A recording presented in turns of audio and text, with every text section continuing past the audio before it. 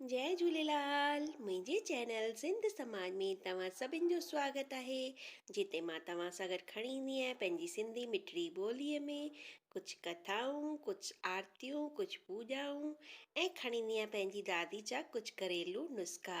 दादी जे घरेलू नुस्ख़नि में अॼु मां खणी आई आहियां तव्हांजे लाइ होममेड प्रोटीन पाउडर, जेको कि शरीर खे ताक़त, बल, बुद्धि ॾींदो आहे ऐं इहो पंहिंजे शरीर खे वधाईंदो बि आहे। हिन खां पहिरीं मां सन्हे थियण जो तव्हांखे उपाय ॿुधायो आहे, लेकिन हीउ थुल्हे थियण जो उपाय आहे।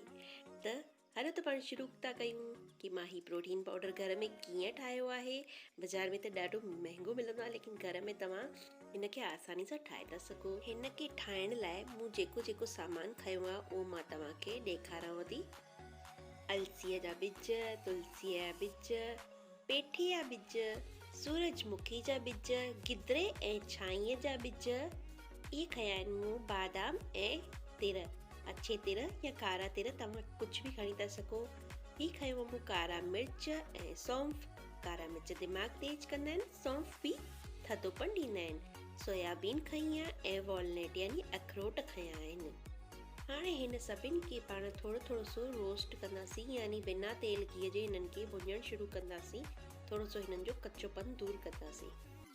हिननि जो कचोपन दूर करण में जेतिरो जेतिरो टाइम मूं लॻायो आहे उहो सभु मां तव्हांखे वीडियो में नोटिस कराए छॾियो आहे, ऐं मां वीडियो जी स्पीड थोरी सी वधाए छॾी आहे, जंहिंसां कि पाण तकिड़ो तकिड़ो हिन जो कमु फ्री कयूं।